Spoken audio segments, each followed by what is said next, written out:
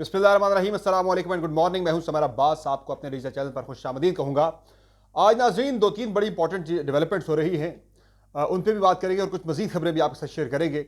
एक तो जनाब आज पाकिस्तान तहरीक इंसाफ इंतखाबी धांधली के खिलाफ, अपना मैंडेट छीने जाने के खिलाफ बड़ा पावर शो मुल्क के अंदर करने जा रही है। बड़ी एहतजाजी तहरीक जो है वो शुरू कर रही है। यानी आज का जो एहतजाज है वो मैंने कल भी आपको वीडियो में बताया था कि ये एहतजाज इतना इंपॉर्टेंट क्यों है। तो आज केपी में तो बड़ा जलसा कर रही है पाकिस्तान तहरीक इंसाफ और पूरे मुल्क के अंदर भी एहतजाजी मुजाहरे होंगे। तो ये मुजाहरे जो है ये डिटर्मन करेंगे मुल्क का आइंदा का सियासी मुस्तकबिल।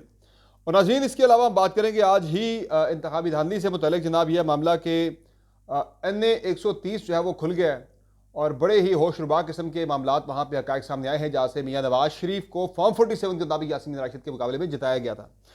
फिर जनाब हम बात करेंगे आज आसिफ अली ज़रदारी का जो है वो हल्फ हो रहा है, उनकी हल्फबरदारी आज चीफ जस्टिस काजी फाइज ईसा उनसे हल्फ लेंगे। और दूसरा आज ही जनाब वफाकी काबीना भी बन जाएगी, नाम सामने आ जाएंगे। और इसके अलावा एक मुतालबा आया सामने, एक तजवीज़ आई है सामने ऐवान सदर को गुस्ल जमहूरियत देने का। इस पर मैं ज़रा आगे चल के पोस्टमार्टम करूँगा इस मुतालबे का, जिस तजवीज़ का जो इरफान सिद्दीकी साहब की तरफ से सामने आई है। और नाज़रीन सीनियर सहाफ़ी फ़हीम अख्तर ने एक बड़ी खबर दी है। वो ये बताते हैं कि तहरीक इंसाफ को 160 सीटें मिल रही थी 8 फरवरी की शब।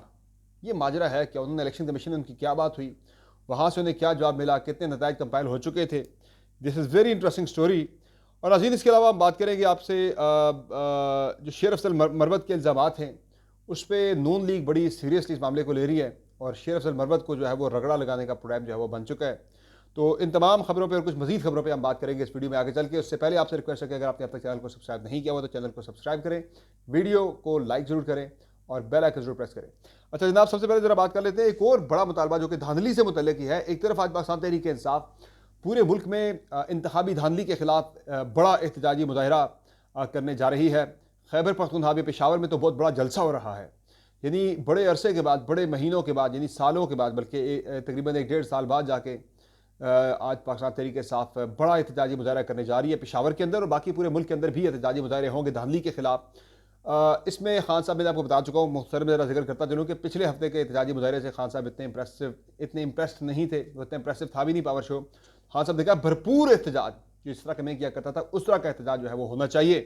तो आज तहरीक इंसाफ प्रोटेस्ट कर रही है, लेकिन इससे इंपॉर्टेंट चीज़ ये है कि खैबर पख्तूनख्वा के जो वज़ीर आला हैं, जब हुकूमत मिल जाती है तो बंदा कहता है मेरे इक़्तिदार को तूल मिलना चाहिए। लेकिन बड़ा हैरानकुन मुतालबा कल अली अमीन गंडापुर जो कि एक सूबे के वज़ीर आला मुंतखब हो चुके हैं उनकी तरफ से सामने आया है। अली अमीन गंडापुर ने ये कल मुतालबा किया है कि भाई इलेक्शन में हमारे साथ धांधली करके हमारी नशिस्तें, हमारा मैंडेट छीना गया है, इसलिए उन्होंने ये मुतालबा किया कि दोबारा से इलेक्शन करवाए जाएँ। यानी कि ये बहुत बड़ा दिल और जिगरा चाहिए होता है। वैसे भी अगर आप MPA या MNA बन जाएँ उसके बाद ये मुतालबा करना ये एक बहुत बड़ी बात होती है, और आप उसके बाद उस किसी सूबे के वज़ीर आला या वज़ीर आज़म बन जाए फिर तो ये मुतालबा किसी दुश्मन की ज़ुबान पे भी आए फिर भी आपको बड़ा बुरा लगता है। तो जनाब ये अली अमीन गंडापुर जो है ये मुंतखब वज़ीर आला है खैबर पख्तूनख्वा एक सूबे के, और उन्होंने ये मुतालबा कर दिया। ये मुतालबा किसी और की तरफ से नहीं है बल्कि उनकी तरफ से आया कि भाई फौरी तौर पर मुल्क के अंदर फौरी तौर पर इंतखाबात करवाए जाएँ, वरना मुल्क जो है वो आगे नहीं बढ़ेगा, मज़ीद ख़राबी और मज़ीद तबाही की तरफ जाएंगे हालात पाकिस्तान के अंदर। तो इसकी रेसिपी उन्होंने ये बताई है कि भाई दोबारा से मुल्क पे इलेक्शन करवा दिए जाए। अच्छा, इलेक्शन के बारे से जनाब सबसे इंपॉर्टेंट बात यह है कि एक तो इमरान खान साहब ने मुतालबा किया था कि 4 हल्के खोल दिए जाएँ। उसमें उन्होंने कहा था कि मियाँ नवाज शरीफ वाला हल्का NA 130, ओन चौधरी वाला हल्का NA 128, पेशावर से जो NA 30 है नूर आलम खान वाला वो हल्का खोल दिया जाए, और इस्लामाबाद के 3 हल्कों में से कोई भी एक हल्का आप खोल दें। तो जनाब उन्होंने ये यानी कि नैरो डाउन करके सिर्फ 4 हल्कों का मुतालबा किया था कि ये हल्के इलेक्शन कमीशन खोल दे, पता लग जाएगा भाई धांधली हमारे साथ हुई है या नहीं हुई। तो मंसूर अली खान हमारे दोस्त हैं, कोलीग हैं, उन्होंने लाहौर के हल्का NA 130 का जो है वो पूरा पोस्टमार्टम किया है, और नताइज जो है वो बिल्कुल वही है। फॉर्म 45 जो है पूरे जो है वो हल्के के खोलें और इलेक्शन कमीशन ने जो जारी किए थे वो भी खोलें। तो यास्मीन राशिद जो है वो बड़ी वाज़ेह अक्सरियत के साथ ये सीट मियाँ नवाज शरीफ से जीत रही हैं।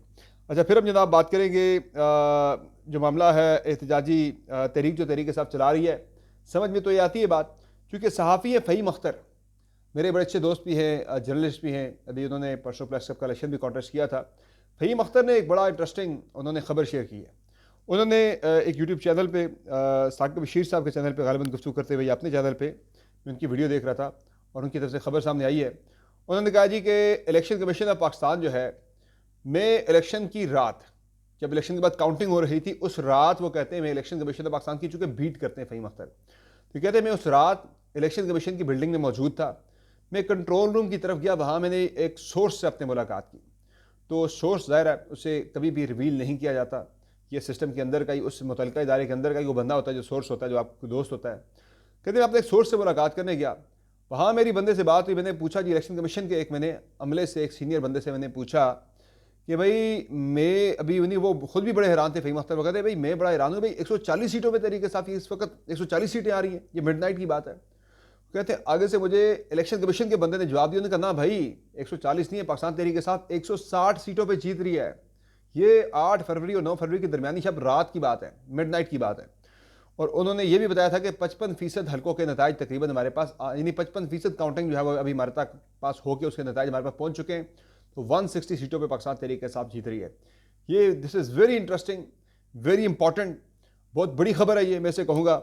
और इसके बाद भी अगर कोई समझता है कि भाई वो जो नून लीग कहती थी कि 10-10, 15-15% पे, 2-2, 3-3% पे मीडिया ने एक राय कायम कर दी, तरीके से आप जीत रही थी, हम हार रहे थे, तो ये 55% की बात जो है वो फ़हीम अख्तर कर रहे हैं कि 55% नताइज जो हैं वो तब तक आ चुके थे, जिसमें 160 सीटों पर कौमी असम्बली की पाकिस्तान तहरीक इंसाफ जीत रही थी। तो ये नंबर जो है तहरीक इंसाफ जो मुतालबा कर रही है, जो तहरीक इंसाफ क्लेम कर रही है, 170 से 180 के दरमियान, 179 की बात कर रही है तहरीक इंसाफ। तो ये 55% पे तहरीक इंसाफ अगर 160 पे खड़ी, तो इसका मतलब है कि उनकी 180 सीटें उनकी बनती थी। 179, 180 सीट जो तहरीक इंसाफ क्लेम कर रही है उनकी, 145 भी यही कह रहा है कि तहरीक इंसाफ की तकरीबन 179, 180 सीट्स बनती कौमी असम्बली के अंदर। तो अब जनाब बहरहाल इस सारे मामले पे आपने देखा कि क्या हुआ। तो अब जरदारी साहब जो है वो इसी असम्बली से प्रेसिडेंट मुंतखब हो गए हैं, इन्हीं असम्बलियों से। इलेक्टोरल कॉलेज उनका सारा चारों सूबाई असम्बलियाँ और कौमी असम्बली और सेनेट थी। तो 411 इलेक्ट्रल वोट लिया जरदारी साहब ने, और इसमें तकरीबन कोई 181 इलेक्ट्रल वोट लिए महमूद अचकज़ई ने। अच्छा, इसमें अब ये हुआ जनाब के जो मामला है, आज जरदारी साहब चुके हल्फ भी ले रहे हैं सदर का, शाम 4 बजे के करीब जो है वो सुप्रीम कोर्ट ऑफ पाकिस्तान के चीफ जस्टिस काजी फाइज ईसा उनसे हल्फ लेंगे उनके ओहदे का। अच्छा, जरदारी साहब के सदर बनने पे इरफान सिद्दीकी साहब ने जो है वो कमेंट किया, मुस्लिम लीग नून के सेनेटर हैं, वो ये कहते हैं जी कि ऐवान सदर को आसिफ जरदारी साहब को चाहिए कि वो पहले गौसले जमहूरियत ने, चूँकि यहाँ पे पहले जो सदर साहब थे आरिफ अलवी साहब, उन्होंने आइन और कानून को बड़ा पामाल किया है। तो मैं ये कहूँगा इरफान सिद्दीकी साहब, अगर ये मेरिट है तो फिर तो मैं समझता हूँ कि ऐवान सदर को अगर आप गौसले जमहूरियत देने की बात कर रहे हैं कि जरदारी साहब वहाँ जाने से पहले गौसले जमहूरियत दें, तो मैं समझता हूँ कि फिर आपको जो है रोज़ाना की बुनियाद पर ही तकरीबन डेली आपको कौमी असम्बली को भी गौसल देना पड़ेगा। ये जो नताइज, ये जो हक़ाइक़ मैं आपसे शेयर कर रहा हूँ, स्टैट्स, ये हक़ाइक़ है। ये जो स्टैट्स की बात कर रहे हैं, ये स्टैट्स सिर्फ नहीं, ये हकीकत है। तो इस हकीकत से कोई भी जो है वो इनकार नहीं कर सकता। निजी महफिलों में नून लीग के लोग भी मानते हैं, हाँ यार ये 9 फरवरी का, ये 8 फरवरी का है, मानते हैं इस बात को, सारे मानते हैं भाई फलां फलां फलां जीत के हुए थे, नताइज को तब्दील किया गया मिडनाइट। अच्छा, अब जनाब जो कहानी है वो ये है कि जो बात कर रहे हैं इरफान सिद्दीकी साहब कि ऐवान सदर को देना चाहिए गौसले जमहूरियत, तो जनाब फिर कौमी असम्बली को रोज़ाना गौसले जमहूरियत आपको देना पड़ेगा। आपको सारी सूबाई असम्बलियों को रोज़ाना गौसले जमहूरियत आपको देना पड़ेगा। पर्टिकुलरली आपको पंजाब को तो डेली देना पड़ेगा, और इसके अलावा फिर आपको वज़ीर-ए-आज़म हाउस को भी रोज़ाना गौसले जमहूरियत आपको देना पड़ेगा अगर आपने ये रीत शुरू करनी है ऐवान सदर से। बेसिकली ऐसा कोई गौसल तो होता नहीं है, ये जस्ट उन्होंने एक टर्म यूज़ की है, एक उन्होंने ज़रा आर्टिकुलेट सा उनका एक जुमला है। तो मैं कहूँगा उसी पे अगर आप आते तो फिर आपको बड़े जगहों पे आपको ये गौसल देना पड़ेगा। तो अच्छा, इसके अलावा ये तो चले एक रनिंग कमेंट है। तो ख़बर जनाब ये है कि जो चल रही है काफ़ी ज़्यादा सोशल मीडिया के वाले से, काफ़ी सोशल मीडिया पे काफ़ी चल रही, कल से वायरल है ये मामला कि जी मरीम नवाज़ साहबा जो हैं वो इनवाइटेड थी एचिसन कॉलेज की 8 मार्च के उनका फाउंडेशन डे का एक इवेंट था, तो उसमें वो चीफ गेस्ट इनवाइटेड थी। लेकिन बाद में एचिसन कॉलेज की जो स्टूडेंट्स हैं उन्होंने बड़ा सख्त एतराज़ किया, उन्होंने वालिदैन ने भी अपना फीडबैक दिया भाई कि ना बुलाएं, तलबा इनसे शील्ड नहीं लेना चाहते। ये सोशल मीडिया पर चल रही है। अभी तक इस खबर की कोई ऑफिशियल कंफर्मेशन जो है वो एचिसन कॉलेज के लेवल से अभी तक सामने नहीं आई। It is just a rumour as yet. इस पे में we are trying to confirm it कि इसमें हकीकत क्या है इस खबर की, क्या ऐसा है या नहीं है। तो we are trying to get in touch with some students of the Aitchison college. तो बाकी फ़िलहाल ऐसी कोई चीज़ जो है वो ऑफिशियली कंफर्म नहीं हुई, लेकिन ये सोशल मीडिया पे काफ़ी ज़्यादा ये मामला वायरल है। अच्छा, सोवियत शायद जो हैं जिन्होंने केपी असम्बली में जिन्होंने पहले लोटा और ये घड़ी वगैरह ले रही थी, तो उनके ऊपर फिर वो ज़ाहिर है गाल गलोच हुई, कुछ चीज़ें उनके ऊपर लोटे वगैरह फेंके गए, चप्पलें फेंकी गई, तो नस्वार फेंकी गई। सोवियत शायद जिन्होंने वहाँ से, जिनकी ये शोहरत है, जिनकी वजह शोहरत ये है, तो अब सोवियत यानी जिन्होंने वहाँ घड़ी लगा के वो शोहरत कमाई सारी, तो उनको जो है सूबाई असम्बली में ही रखने का फैसला किया नून लीग ने कि वो केपी असम्बली के मेंबर ही रहेंगी। तो कौमी असम्बली से जो है उनसे इस्तीफ़ा ले लिया गया, चूँकि कौमी असम्बली में भी वो रिजर्व सीट, चूँकि पीटीआई के हिस्से की भी नून लीग को मिल रही हैं, तो सोवियत शायद का उस रिजर्व सीट्स की जो लिस्ट है कौमी असम्बली के अंदर, उसमें नाम भी चूँकि आ गया हुआ है, तो इसलिए अब उन्होंने कौमी असम्बली में जो सीट उन्हें मिली थी वहाँ से उन्होंने इस्तीफ़ा दे दिया है।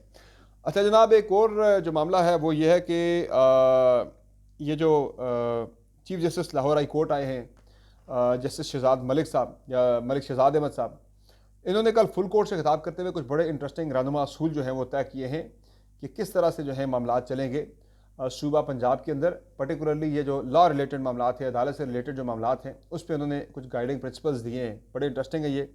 एक तो उन्होंने ये कहा है कल फुल कोर्ट में खिताब करते हुए कि अदालतों की तालाबंदी और वकला की हड़तालों को किसी सूरत भी बर्दाश्त नहीं किया जाएगा, इसका फैसला हुआ है।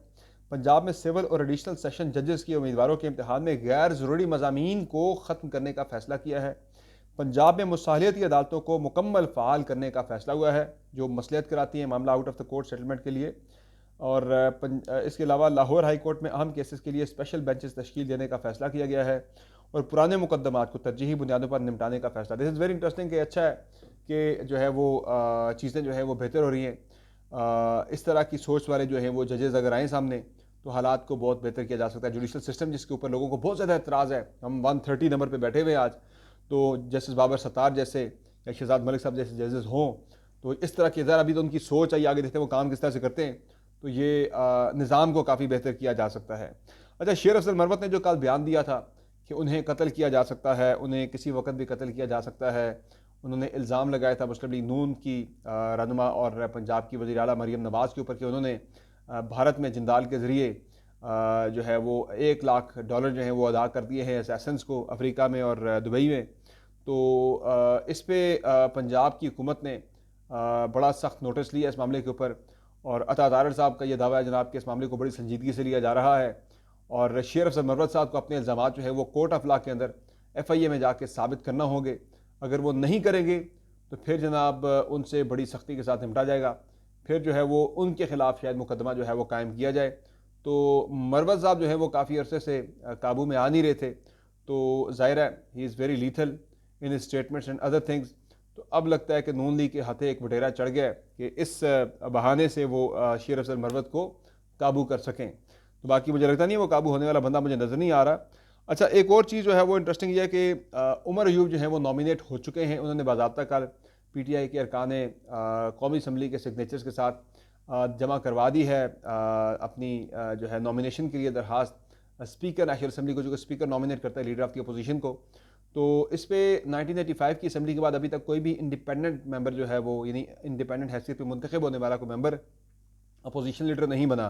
तो ये पहली एग्जांपल होगी जहां उमर अयूब जो है वो लीडर ऑफ द अपोजिशन बनेगा। लेकिन इसमें भी देखना है कि स्पीकर नेशनल असम्बली उन्हें ये ओहदा देते भी हैं कि नहीं, चूँकि ये कंसिडर ज़रूर हो रहा था नून लीग के हल्कों में डिस्कस ज़रूर हुआ है कि तहरीक साहब को अहम तरीन जो ओहदा है लीडर ऑफ द अपोजिशन का, इससे भी आउट कर दिया जाए। बाय द वे रहते भी हैं, फ़र्क नहीं पड़ेगा, चूँकि वैसे भी आगे चल के जो केयर टेकर वगैरह की जो अपॉइंटमेंट होती है उसमें लीडर ऑफ द अपोजिशन का बड़ा रोल होता है। तो केयर टेकर हुकूमतों का खात्मा करने का फैसला वैसे भी हो गया है नून लीग और पीपल्स पार्टी के दरमियान कि अगले जो इलेक्शन होंगे उससे पहले कोई भी केयर टेकर हुकूमत नहीं आएगी, बल्कि जो मौजूदा जो आउटगोइंग गवर्नमेंट्स होंगी, जो वज़ीर आज़म या वज़ीर आला होंगे, वही अगले चंद महीनों के लिए हुकूमतों को चलाएंगे।